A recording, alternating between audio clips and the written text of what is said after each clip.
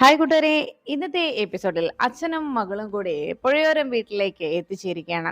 പുഴയോരം വീട്ടിലേക്ക് പോകാനായിട്ട് താല്പര്യം കാണിക്കാതെ നിൽക്കുന്ന ആ കൃഷ്ണയുടെയും തങ്കത്തിന്റെയും സംസാരം കേൾക്കുമ്പോ ഇത് ആരുടെ തീരുമാനമാണെന്നും ഇതിൽ ആരാണ് ഇങ്ങനെ ഒരു തീരുമാനത്തിലേക്ക് എത്താൻ കാരണക്കാരെന്ന് ചോദിച്ചപ്പോ ഇത് നിങ്ങൾ രണ്ടുപേരുടെയും കൂടി കൂട്ടായിട്ടുള്ള തീരുമാനമാണോ എന്നുകൂടി സംശയത്തോടെയുള്ള ശ്രീനിവാസന്റെ ചോദ്യം കേൾക്കുമ്പോ കൃഷ്ണ പറഞ്ഞത്, ഇത്രയും നാളും ഞങ്ങൾ ഇങ്ങനെയല്ലേ ജീവിച്ചത്, അതുകൊണ്ട് ഈ സുഖസൗകര്യങ്ങൾ മാത്രം മതി, ഇതിൽ കൂടുതൽ സുഖസൗകര്യങ്ങളിലേക്ക് പോകാൻ ഞങ്ങളുടെ മനസ്സ് അനുവദിക്കുന്നില്ല എന്നതായിരുന്നു കൃഷ്ണയുടെ മറുപടി.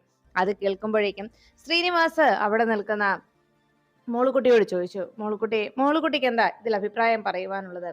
ഈ കൃഷ്ണമോളുടെ തീരുമാനമാണോ ശരിയായിട്ടുള്ളത് എന്ന് ചോദിച്ചപ്പോ ഇത് കേട്ട മോളുകുട്ടി പറഞ്ഞു, സത്യത്തിൽ ഇങ്ങനെ ഒരു അവസരം അല്ലെങ്കിൽ ഇങ്ങനെ ഒരു ഭാഗ്യം എന്നെ തേടിയാ വരുന്നതെങ്കിൽ അതെ, ഞാൻ ഒരിക്കലും എൻ്റെ അച്ഛന്റെ തീരുമാനത്തെ എതിർക്കില്ല. ഇവിടെ ഇപ്പോ എനിക്ക് അച്ഛനും ഇല്ല അമ്മയും ഇല്ലാതെ ഇങ്ങനെ കഴിയുന്നതിനിടയിൽ ഇങ്ങനെ ഒരു സൗഭാഗ്യം നിന്നെ തേടി വരുമ്പോ അതിനെ തട്ടിക്കളയാൻ നോക്കിയാലുണ്ടല്ലോ പൊന്നുമോളെ, നീ എന്റെ കയ്യിൽ നിന്ന് വാങ്ങിക്കും. മര്യാദയ്ക്ക് അമ്മയെ വിളിച്ചോണ്ട് നേരെ സാറിന്റെ കൂടെ പോകാൻ നോക്ക്. വേഗം ഈ വീടെല്ലാം അടച്ചുപൂട്ടി ആ താക്കോല് സാറിന്റെ കയ്യിൽ ഏൽപ്പിക്കാൻ നോക്ക് എന്ന് പറഞ്ഞ് മോളിക്കുട്ടി ദേഷ്യപ്പെടുമ്പോഴാണ് അടുത്ത് നിന്ന ഗോപാലനോട് ശ്രീനിവാസ് അന്വേഷിച്ചത്, ദുബായ് എന്താ ദുബായിയുടെ തീരുമാനം? അപ്പോഴേക്കും ഗോപാലൻ പറഞ്ഞു, ആ എനിക്കും മറുത്തൊന്നും പറയാനില്ല സർ, ഇത് തന്നെയാണ് എന്റെയും തീരുമാനം. മോളിക്കുട്ടി പറഞ്ഞ പോലെ തന്നെ ഇത്രയും നാളും മോളും തങ്കവും അനുഭവിച്ച കഷ്ടപ്പാടും ദുരിതങ്ങൾക്കും ഒക്കെ ഉള്ള ഒരവസാനം ഞങ്ങൾ എല്ലാവരും ആഗ്രഹിച്ചതുപോലെയുള്ള ഒരു സ്വപ്ന തുല്യമായിട്ടുള്ള ഒരു ജീവിതം, അതാണ് ഞങ്ങളും ആഗ്രഹിച്ചിരുന്നത്. അവരുടെ കഷ്ടപ്പാടിനും ദുരിതത്തിനുമൊക്കെ ഫലമുണ്ടാകാൻ പോകുന്നു. അതിനേക്കാൾ ഏറെയൊന്നും ഇനി ഈ ജീവിതത്തിൽ അവർക്ക് ലഭിക്കേണ്ടതില്ല. അതുകൊണ്ട് എന്തായാലും കൃഷ്ണമോളും തങ്കവും കൂടി സാറിന്റെ ഒപ്പം സാറിന്റെ വീട്ടിലേക്ക് വരുന്നു. അത് തന്നെയാണ് ഞങ്ങളുടെയും തീരുമാനം എന്ന് അറിയിച്ചു. അപ്പോഴേക്കും എല്ലാം കേട്ടതിന് ശേഷം ശ്രീനിവാസ് പറഞ്ഞു, അപ്പോ എന്തായാലും നിങ്ങൾ ബന്ധുക്കൾ എല്ലാവരും ഞങ്ങൾക്കൊപ്പം ഉണ്ടാവണം.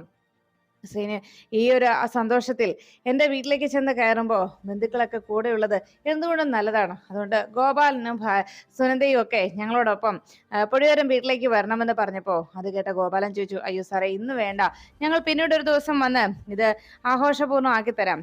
ഇന്ന് ഞങ്ങൾക്ക് തിരിച്ചു പോകാനുള്ള ടിക്കറ്റ് ഒക്കെ ഞങ്ങൾ ബുക്ക് ചെയ്ത് പോയല്ലോ എന്ന് പറഞ്ഞതും ശ്രീനിവാസ് പറഞ്ഞു, അത് സാരമില്ല, ടിക്കറ്റ് നമുക്ക് വേറെ എടുക്കാമല്ലോ, ഇത് തൽക്കാലം ക്യാൻസൽ ചെയ്തിട്ട് ഞങ്ങളോടൊപ്പം ഇന്ന് വീട്ടിലേക്ക് വരണമെന്ന് ശ്രീനിവാസ് നിർബന്ധിച്ചപ്പോ ഗോപാലൻ പറഞ്ഞു, അയ്യോ സാറേ, ഒത്തിരി കാര്യങ്ങൾ അങ്ങനെ വന്നാൽ ഞങ്ങൾക്ക് ആകെ പ്രശ്നമാവും. അതുകൊണ്ട് ഞങ്ങൾ പിന്നീട് ഒരു ദിവസം എല്ലാവർക്കും കൂടി ഒരുമിച്ച് അവിടെ വരാം.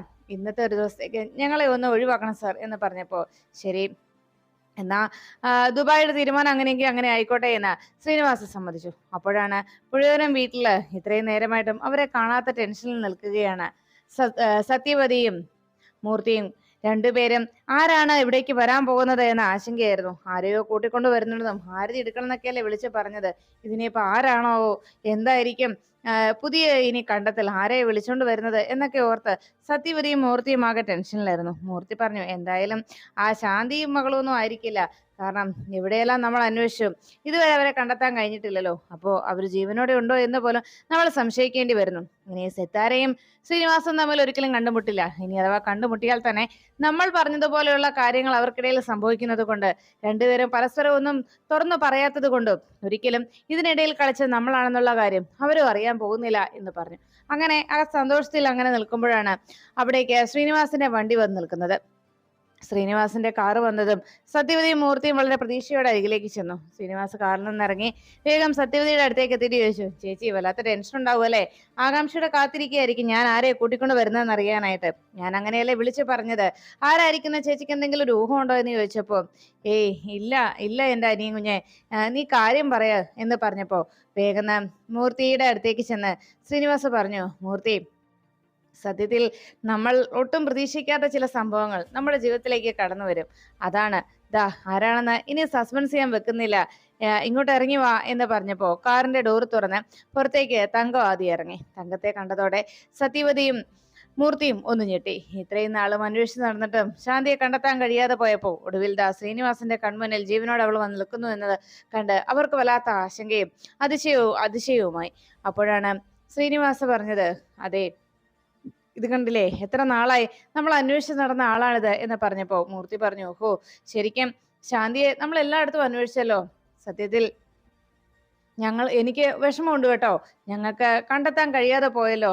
എനിക്ക് സാറിന്റെ മുന്നിലേക്ക് ശാന്തിയെ ആദ്യം എനിക്ക് കൊണ്ട് കാണിക്കണമെന്നതായിരുന്നു. പക്ഷെ അതിന് സാധിച്ചില്ലല്ലോ സാറേ എന്ന് മൂർത്തി കള്ളസങ്കടം കാട്ടുമ്പോ ഉടനെ ശ്രീനിവാസ പറഞ്ഞു, ദാ ഇതിനേക്കാളും വലിയൊരു അതിശയം വേറൊന്നാ, ദാ നോക്കിക്കേ എന്ന് പറഞ്ഞ് കൃഷ്ണയെ കാറിൽ നിന്നിറക്കി. കൃഷ്ണ പുറത്തേക്ക് ഇറങ്ങി വന്നപ്പോ, ഇതാണ് ചേച്ചി എന്റെ മോള്. അന്ന് ഞാൻ ചേച്ചിയോട് പറഞ്ഞിട്ടില്ലേ, ഞങ്ങൾക്കിടയിൽ എന്തോ ഒരു ആത്മബന്ധം ഉണ്ടെന്ന്. എനിക്ക് കൃഷ്ണമോൾ അടുത്തേക്ക് വരുമ്പോ എന്റെ മോൾ അടുത്തേക്ക് വരുന്നത് പോലെ ഒരു അച്ഛനും മകളുമായിട്ടുള്ള ഒരു സ്നേഹവും അടുപ്പമാണ് ഞങ്ങൾക്കിടയിലുള്ളതെന്ന്. അത് വെറുതെ തോന്നിയതല്ലേ ചേച്ചി, അത് സത്യമായിരുന്നു. എന്റെ മോളായിരുന്നു എന്റെ അടുത്തേക്ക് വന്നതും അവളെയാണ് ഞാൻ ചേർത്ത് പിടിച്ചതും.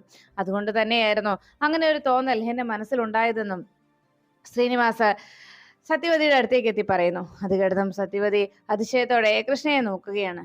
ഇതിനു മുൻപ് ആ വീട്ടിൽ കയറി വന്ന് തന്നെ പരിചരിച്ചതും തനിക്ക് ഭക്ഷണം ഉണ്ടാക്കി തന്നതുമൊക്കെ എന്റെ മോളായിരുന്നു എന്ന് സന്തോഷത്തോടെ ശ്രീനിവാസ പറയുമ്പോ സത്യവതി ഈ ഒരു പ്രശ്നത്തെ എങ്ങനെ താൻ തരണം ചെയ്യുമെന്നും നീ ഒരിക്കലും തിരിച്ചു വരില്ല എന്ന പ്രതീക്ഷയിൽ വളരെ ആശ്വാസത്തിൽ കഴിഞ്ഞിരുന്നവർക്ക് വെല്ലുവിളി ഉയർത്തിക്കൊണ്ടാണ് കൃഷ്ണയുടെ ഈ തിരിച്ചുവരവ്. അതുകൊണ്ട് തന്നെ ഇതിനെ എങ്ങനെ തരണം ചെയ്യുന്നോർത്ത് സത്യവതി ആകെ സംശയപ്പെട്ട് അങ്ങനെ നിൽക്കുമ്പോ ശ്രീനിവാസ് അരികിലേക്ക് എത്തിയിട്ട് പറഞ്ഞു, ചേച്ചി കണ്ടില്ലേ എന്റെ മോള് എന്ന് പറഞ്ഞ് കൃഷ്ണയെ അരികിലേക്ക് വിളിപ്പിച്ചുകൊണ്ട് വന്ന് സത്യവതിയുടെ കാല് തൊട്ട് അനുഗ്രഹം മേടിക്കണം. സത്യവതി മകളെ ചേർത്ത് പിടിച്ച്, പൊന്നു മോളെ ഒത്തിരി സന്തോഷമായി എനിക്ക് എന്ന് പറഞ്ഞ് കൃഷ്ണയെ ചേർത്ത് പിടിച്ച് ഉമ്മ കൊടുക്കുമ്പോൾ മനസ്സിൽ വല്ലാത്ത പകയായിരുന്നു.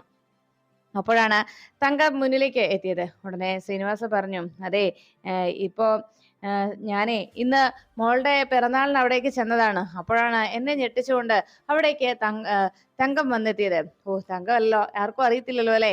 ഇത്രയും നാളും നമ്മൾ എല്ലാവരും ശാന്തി അന്വേഷിച്ച് നടന്നിരുന്നില്ലേ. പക്ഷെ ഈ ഒളിവ് ജീവിതത്തിനിടയില് ശാന്തി മറ്റാരും തന്നെ തിരിച്ചറിയാതിരിക്കാനായിട്ട് ശാന്തി എന്നുള്ള പേര് മാറ്റി തങ്കം എന്നുള്ള പേര് സ്വീകരിക്കുകയും ചെയ്തു. ഇപ്പം തങ്കം എന്നാണ് ശാന്തി അറിയപ്പെടുന്നതെന്ന് പറഞ്ഞപ്പോ അത് കേട്ടെന്ന മൂർത്തി പറഞ്ഞു, വെറുതെ അല്ല ശാന്തി അന്വേഷിച്ച് നടന്നവർക്കാർക്കും കണ്ടെത്താൻ കഴിയാതെ പോയത് എന്ന് പറഞ്ഞപ്പോ സംശയത്തോടെ തങ്കം ഒന്ന് നോക്കി.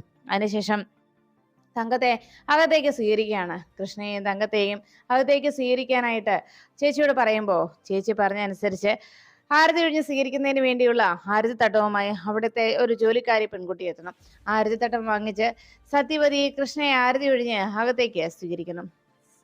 ഉടനെ ശ്രീനിവാസ് മകളെ ചേർത്ത് പിടിച്ചിട്ട് പറഞ്ഞു, മോളെ ഇതാണ് ഇനി എന്റെ മോളുടെ വീട്, നിന്റെ അച്ഛന്റെ വീട്, പുഴയോരം വീട് എന്ന് പറഞ്ഞ് സന്തോഷത്തോടെ കൃഷ്ണയും വിളിച്ച് തങ്കത്തിനെയും കൂട്ടി അകത്തേക്ക് കയറുന്നു. അപ്പോഴേക്കും ഗാഥയുടെ ഇപ്പോഴത്തെ അവസ്ഥ വല്ലാതെ ടെൻഷൻ അടിപ്പിച്ചത് കൊണ്ട് സിത്താര സങ്കടത്തോടെ ഗാഥയുടെ മുറിയിലേക്ക് ചെന്നത്. ഗാഥ അപ്പോഴും വലിയ ആലോചനയിൽ മുഴുകിയിരിക്കുന്ന കണ്ടപ്പോ അരികിലേക്ക് എത്തി സിത്താര ചോദിച്ചു, മോളെ നമ്മൾ എന്തെല്ലാം ചെയ്തു, എന്നിട്ടും ഒന്നിനും ഒരു ഫലവും കാണുന്നില്ലല്ലോ എന്ന് സങ്കടത്തോടെ സിത്താര പറയുമ്പോ മമ്മി അതൊക്കെ വിട്ടുകളാം. എനിക്കറിയാം മമ്മിയുടെ മനസ്സിന് വല്ലാത്ത ടെൻഷൻ ഉണ്ടെന്ന്, എന്നെ കുറിച്ച് ഓർത്ത് വല്ലാത്ത ആദിയുണ്ടെന്നും അറിയാം. എന്തായാലും മമ്മി ഇനി അതൊന്നും ആലോചിക്കണ്ട, കഴിഞ്ഞെല്ലാം കഴിഞ്ഞു. ഇനി അതിനെക്കുറിച്ച് ഓർത്ത് കൂടുതൽ ടെൻഷൻ ആവേണ്ട. എല്ലാത്തിനും ഒരു പരിഹാരം ഉണ്ടാകുമെന്ന പ്രതീക്ഷയും ഇനി വേണ്ട എന്ന രീതിയിൽ അങ്ങനെ സംസാരിക്കുന്ന കേൾക്കുമ്പോ ഗാഥ പറഞ്ഞു, മമ്മി എന്തായാലും മമ്മി ആശ്വസിപ്പിക്കണമെന്നും നല്ല വാക്ക് പറഞ്ഞ് മമ്മി ആഗ്രഹിക്കുന്നത് പോലെ ഒരു ജീവിതത്തിലേക്ക് ഞാൻ മടങ്ങുമെന്ന് മമ്മിയെ ഒന്ന് പറഞ്ഞ് സമാധാനപ്പെടുത്തണം എന്ന് എനിക്ക് ആഗ്രഹമുണ്ട്. പക്ഷെ സാധിക്കുന്നില്ലല്ലോ മമ്മി എന്നോട് ക്ഷമിക്കേ എന്ന് പറഞ്ഞ് ഗാഥ ക്ഷമ ചോദിച്ചുകൊണ്ടിരിക്കുമ്പോ ആകെ വേദനയോടെ സിത്താര ഗാഥയെ നോക്കി. അപ്പോഴേക്കും ഗാഥ പറഞ്ഞു, മമ്മി എനിക്കൊരു അല്പനേരം തനിച്ചിരിക്കണം, വല്ലാത്ത തലവേദനയുണ്ടെന്ന് പറഞ്ഞപ്പോ മോള് തനിച്ചിരുന്നു എന്ന് പറഞ്ഞ് സിത്താര മുറിയിൽ നിന്ന് പുറത്തേക്ക് ഇറങ്ങി.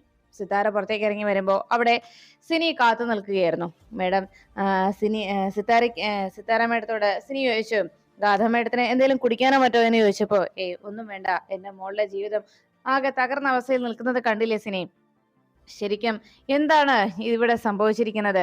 ഞാൻ ഇത്രയും നാളും അഹങ്കരിച്ചിരുന്നത് എന്നെ തോൽപ്പിക്കാൻ ഒന്നിനും ആവില്ല എന്നതായിരുന്നു. എല്ലാം നേടിയെടുക്കാൻ എനിക്ക് സാധിക്കുമെന്നും എല്ലാം വെട്ടിപ്പിടിച്ചവളെന്നും എന്നെ ആർക്കും തോൽപ്പിക്കാനാവില്ല എന്നുമൊക്കെയുള്ള അഹങ്കാരമായിരുന്നു ഇത്രയും നാളും എനിക്കുണ്ടായിരുന്നത്. എന്നാൽ എൻ്റെ അഹങ്കാരം എല്ലാം ഇല്ലാതാക്കി കളഞ്ഞിരിക്കുന്നു. ശരിക്കും എന്നെ തോൽപ്പിച്ച് കളഞ്ഞത് കൃഷ്ണയോടുള്ള എൻ്റെ സ്നേഹമായിരിക്കാം, അല്ലെങ്കിൽ കൃഷ്ണ അവളുടെ ജീവിതം ഈ രീതിയിലാക്കിയത് കൊണ്ടായിരിക്കാം ഒരു പക്ഷേ ഈശ്വരന്മാർ എൻ്റെ മോളുടെ ജീവിതത്തിൽ സന്തോഷവും സമാധാനവും നൽകാത്തത്. അവളോട് ചെയ്ത തെറ്റായിരിക്കും ഇങ്ങനെയൊരു തിരിച്ചടി എൻ്റെ മോളുടെ ജീവിതത്തിലൂടെ എനിക്ക് നൽകിയതെന്ന് സിത്താര വിഷമത്തോടെ സിനിയോട് ചോദിച്ചു. അങ്ങനെയൊന്നുമില്ല മേഡം എന്ന് പറഞ്ഞ് സിനി ആശ്വസിപ്പിക്കുമ്പോഴും സിത്താരയുടെ മനസ്സിൽ താൻ ചെയ്തു പോയ വലിയ ക്രൂരത അത് ഒരു പെൺകുട്ടിയുടെ ജീവിതം വെച്ച് പന്താടിയതാണെന്നും സത്യത്തിൽ അവൾ കാരണം എനിക്ക് ശാന്തിയോട് പോലും ഉണ്ടായിരുന്ന ആ പക തന്നെ ഇല്ലാതായല്ലോ എന്നെല്ലാം ചിന്തിച്ചുകൊണ്ട് കൃഷ്ണന്റെ മുന്നിൽ തൊഴുകൈകളോടെ സങ്കടത്തോടെ പ്രാർത്ഥിച്ചുകൊണ്ട് സിത്താര നിൽക്കുന്നു. ഈശ്വര, ഇത്രയൊക്കെ സംഭവിച്ചത് എന്തുകൊണ്ടാണ്? എൻ്റെ മോളുടെ ജീവിതം ഈ അവസ്ഥയിലായത് എന്തുകൊണ്ടാണ്? കൃഷ്ണയോട് ചെയ്ത തെറ്റാണോ? ആ പെൺകുട്ടിയുടെ ജീവിതത്തോട് ഞാൻ കാണിച്ച ഈ ചതി കൊണ്ടാണോ ഇങ്ങനെയെല്ലാം സംഭവിച്ചത്? അവളുടെ ജീവിതം ഈ അവസ്ഥയിലാക്കിയത് കൊണ്ടാണോ എന്നോട് ഇങ്ങനെ ഒരു ക്രൂരത, എന്റെ മകളുടെ ജീവിതം വെച്ച് ഇങ്ങനെ ഒരു ക്രൂരത കാട്ടുന്നത് എന്നൊക്കെ സിത്താര സങ്കടത്തോടെ ഭഗവാനോട് പരാതി പറഞ്ഞുകൊണ്ട് അങ്ങനെ നിൽക്കുമ്പോൾ പുഴയോരം വീട്ടിലേക്ക് കൃഷ്ണയെ കൂട്ടിക്കൊണ്ടു പോയതിനു ശേഷം അവിടെ കൃഷ്ണയ്ക്കും തങ്കത്തിനും വേണ്ടിയുള്ള റൂമിനെ കുറിച്ച് സംസാരിക്കുകയായിരുന്നു ശ്രീനിവാസൻ. മോൾക്ക് ഇവിടെ ഏത് റൂമാ വേണ്ടത് എന്നിങ്ങനെ ചോദിച്ചപ്പോ ഇവർക്ക് രണ്ടുപേർക്കുള്ള റൂം കാണിച്ചു കൊടുക്കുകയും ചെയ്യുന്ന സത്യവതിയോട് ശ്രീനിവാസ് ആവശ്യപ്പെട്ടു. രണ്ടുപേർക്കുമുള്ള റൂമുകൾ കാണിച്ചു കൊടുക്കാനായിട്ട് സത്യവതി വിളിക്കുമ്പോഴേക്കും ഉടനെ കൃഷ്ണ പറഞ്ഞു, അതൊന്നും വേണ്ട സാർ, എനിക്ക് ഇന്ന് വരെ ഇത്രയും നാളും അമ്മയും ഞാനും ഒന്നിച്ചായിരുന്നു. ഇനിയുള്ള ജീവിതകാലം മുഴുവൻ ഞങ്ങൾ അങ്ങനെ തന്നെ ഒരുമിച്ച് ഒരു മുറിയിൽ തന്നെ കഴിഞ്ഞോളാം എന്ന് പറഞ്ഞു. സത്യവതിയെ നോക്കിയിട്ട് വേണ്ട മേഡം, വേറെ റൂം വേണ്ട എന്ന് കൃഷ്ണ പറയുമ്പോ ശ്രീനിവാസ് മോളെ തിരുത്തി, മേഡം എന്നല്ല, അമ്മായി അച്ഛന്റെ പെങ്ങളാ, നേർ പെങ്ങള്, അപ്പോ അമ്മായി എന്ന് വേണം വിളിക്കാൻ എന്നറിയിച്ചു. അത് കേട്ട് ചിരിച്ചുകൊണ്ട് കൃഷ്ണ നോക്കുമ്പോഴേക്കും ഉടനെ തങ്കം പറഞ്ഞു, അതല്ല മോളെ, ഇനി ഇത്രയും നാളത്തെയും പോലെ അല്ലല്ലോ ഇനിയുള്ള നമ്മുടെ ജീവിതം. അന്ന് മോളോട് അമ്മ പറഞ്ഞിട്ടുണ്ടായിരുന്നല്ലോ, മോൾക്ക് നല്ലൊരു ജീവിതം ഉണ്ടാകുമെന്ന്. മോള് ഒട്ടും പ്രതീക്ഷിക്കാത്ത സൗഭാഗ്യങ്ങൾ മോളെ തേടി വരുമെന്ന്. അന്ന് മോൾ അമ്മയെ കളിയാക്കുമായിരുന്നല്ലോ, ഇപ്പോ എന്തായി? അമ്മ പറഞ്ഞതുപോലെ സംഭവിച്ചില്ലേ എന്നെല്ലാം അങ്ങനെയെല്ലാം സംഭവിച്ചില്ലേ എന്ന് വളരെ സന്തോഷത്തോടെ കൃഷ്ണയോട് തങ്കം ചോദിക്കുമ്പോ ഇതെല്ലാം കേട്ടു നിൽക്കുന്ന സത്യവതി പകയോടെ ഇരുവരെയും നോക്കുകയായിരുന്നു. അപ്പോഴേക്കും കൃഷ്ണ പറഞ്ഞു, ഇനി എന്താ പറഞ്ഞാലും ശരി, എന്തൊക്കെ സംഭവിച്ചെന്ന് പറഞ്ഞാലും ശരി, അമ്മയും ഞാനും ഒന്നിച്ചല്ലാതെ രണ്ടുപേരും റൂമുകളിൽ കിടക്കില്ല. എന്തായാലും അമ്മയോടൊപ്പമാണ് ഇത്രയും നാൾ ഞാൻ ജീവിച്ചത്. അതുകൊണ്ട് അമ്മയുടെ കൂടെ തന്നെയായിരിക്കും ഇനിയുള്ള എന്റെ ജീവിതവും എന്ന് പറയുമ്പോ ഇത് കേട്ട് വന്ന ശ്രീനിവാസ് പറഞ്ഞു, അതെ അതെ ശാന്തി, ഇനി ശാന്തിക്കായിട്ട് എനിക്ക് നൽകാനായിട്ട് ഒന്നും തന്നെയില്ല. അന്നും ശാന്തിയുടെ കയ്യിൽ എൻ്റെ കുഞ്ഞിനെ ഏൽപ്പിച്ചിട്ട് ഞാൻ പോകുമ്പോ അന്ന് ശാന്തിയുടെ ജീവിതത്തെക്കുറിച്ചോ ശാന്തിയുടെ ഭാവിയെക്കുറിച്ചോ ഞാൻ ചിന്തിച്ചിരുന്നില്ല. എന്നാൽ ഇത്രയും നാളും എൻ്റെ മോൾക്ക് വേണ്ടി പല നാടുകളിലും ഓടി നടന്ന രക്ഷപ്പെട്ട എൻ്റെ മോളെ ഒരു സംസ്കാര സമ്പന്നയായിട്ടുള്ള നല്ലൊരു പെൺകുട്ടിയായി വളർത്തിയെടുത്തു. അങ്ങനെയുള്ള എൻ്റെ മകളെ ഇങ്ങനെ ഒരു നല്ല മകളാക്കി എനിക്ക് തിരിച്ചു തരുമ്പോ ഞാൻ തങ്കത്തിനും എന്തെങ്കിലും പ്രത്യുപകാരം ചെയ്തല്ലേ പറ്റൂ. അതുകൊണ്ട് തന്നെ ഇത്രയും നാളും എൻ്റെ മോൾക്ക് വേണ്ടി, അവളുടെ നല്ല ജീവിതത്തിന് വേണ്ടി കഷ്ടപ്പെട്ട തങ്കം ഇനി കുറച്ചു നാള് വിശ്രമിച്ചോളൂ. ഇനിയുള്ള ജീവിതകാലം മുഴുവൻ തങ്കത്തിന് വിശ്രമമാണ്. അതുകൊണ്ട് തങ്കം ഇനി മറ്റൊന്നും ആലോചിച്ച് വേദനിക്കണ്ട എന്ന് പറയുമ്പോൾ തങ്കം പറഞ്ഞു, സാറേ, ഇത്രയും നാളും ഞാൻ ആകെ ടെൻഷനിലായിരുന്നു. സത്യത്തിൽ എനിക്ക് ഒരു രോഗം പോലും ബാധിച്ച് എൻ്റെ ജീവിതം അവസാനിക്കാൻ പോകുന്നു എന്ന ആ നിമിഷത്തിൽ എൻ്റെ ഏറ്റവും വലിയ സങ്കടം സാറിന്റെ കൈകളിലേക്ക് എൻ്റെ മോളുടെ കൈ വെച്ചു തരാൻ എനിക്ക് സാധിച്ചില്ലോ എന്നതായിരുന്നു. അന്ന് എൻ്റെ ഏറ്റവും വലിയ ഭയവും ഞാൻ സാറിന് നൽകിയ വാക്ക് എനിക്ക് പാലിക്കാൻ കഴിയാതെ പോകുമോ എന്നതുമായിരുന്നു. അതുകൊണ്ട് തന്നെ ഇനി എന്തായാലും ആ സങ്കടം എൻ്റെ മനസ്സിൽ ഉണ്ടാവില്ലല്ലോ. സാറിന്റെ മോളെ ഞാൻ സാറിന്റെ കയ്യിൽ തന്നെ വെച്ചു തരുന്നു എന്ന് പറഞ്ഞ് കൃഷ്ണയുടെ കൈയെടുത്ത് ശ്രീനിവാസിന്റെ കയ്യിലേക്ക് വെച്ചു കൊടുത്തു. എന്തായാലും എൻ്റെ മോൾക്ക് ഇനി നല്ലൊരു ഭാവി ഉണ്ടാകുമെന്ന് എനിക്ക് ഉറപ്പാണ്. സുരക്ഷിതമായ കരങ്ങളിലാണ് ഞാനിപ്പോൾ എൻ്റെ മോളെ ഏൽപ്പിച്ചിരിക്കുന്നതെന്ന് പറയുമ്പോൾ ശ്രീനിവാസ് പറഞ്ഞു, തങ്കം ഇതൊക്കെ പറഞ്ഞ് ഇനി തങ്കം എന്ത് ചെയ്യാൻ പോകുന്നു? എങ്ങും എൻ്റെ കൃഷ്ണമോളെ വിട്ടിട്ട് തങ്കം പോകുന്നില്ല. നിങ്ങൾ ഇത്രയും നാൾ എങ്ങനെയാണോ ജീവിച്ചത് അതുപോലെ തന്നെ നിങ്ങൾ ഒന്നിച്ച് അമ്മയും മകളുമായി തന്നെ ഇനിയുള്ള കാലം ജീവിച്ചാൽ മതി. എൻ്റെ ജീവിതവും ഇനിയുള്ള ബാക്കി ജീവിതം മുഴുവൻ എൻ്റെ കൃഷ്ണമോളോടൊപ്പമാണെന്നും എൻ്റെ മോൾക്ക് വേണ്ടിയുള്ളതാണെന്നും, മോളെ ഈ കാണുന്ന സ്വത്തുക്കൾ മുഴുവനും, പിന്നെ നമ്മള് നവീനുമായിട്ട് വിൽപ്പനയ്ക്ക് ഏർപ്പാട് ചെയ്ത ആ പ്രദേശവും പിന്നീട് വേറെ കുറച്ച് സ്ഥലങ്ങളും 1-2 വീടുകളും ഒക്കെ ഈ അച്ഛന് സ്വന്തമായിട്ടുണ്ട്. പിന്നെ ചെറിയ ചെറിയ 1-2 ബിസിനസ്സുകളും. അതൊക്കെ ഇനി എൻ്റെ മോൾക്ക് മാത്രം സ്വന്തമാണ് എന്ന് ശ്രീനിവാസ് കൃഷ്ണയെ ചേർത്ത് പിടിച്ച് പറയുമ്പോൾ കൃഷ്ണ പറഞ്ഞു, എനിക്ക് അതൊന്നും വേണ്ട സാർ. ഈ കണ്ട സ്വത്തുക്കളൊന്നും തന്നെ എനിക്ക് ആവശ്യമില്ല.